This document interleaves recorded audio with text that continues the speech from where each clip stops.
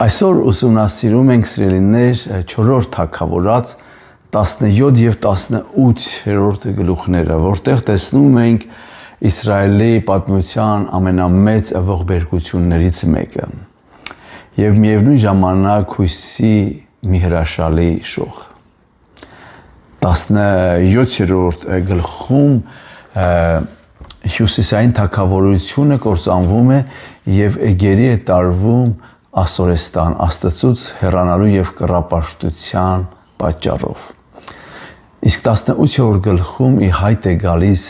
Եզեկիա թագավորը, ով վստահում է Տիրոջը, մաքրում է երկիրը կուռքերից եւ ապավինում Աստծո զորությանը։ Ինչպես է սա բացահայտում այս գլուխները Հիսուս Քրիստոսին։ Իսրայելի գերությունը ցույց է տալիս մեղքի դառը հետևանքը, հեռացում Աստծուց եւ հոգեվոր գերություն։ Մարդկությունը ի վիճակի չէր ինքնուրույն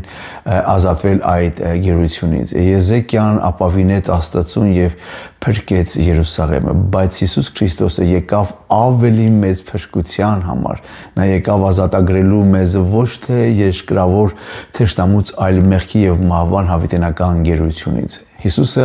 մեր ճշմարիտ ազատարարն է։ Ինչ է սա նշանակում մեր կյանքի համար։ Առաջինը նշանակում է, որ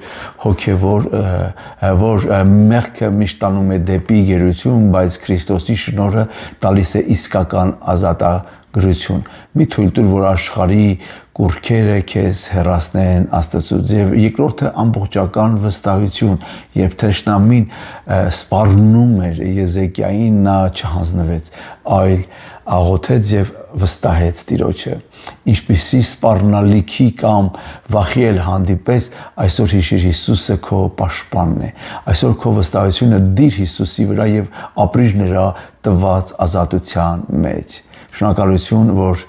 դիտում եք։ Թող Աստված օրհնի քեզ եւ քո ընտանիքը, Աստծո կամքով կհանդիպենք հաջորդ գլուխներում։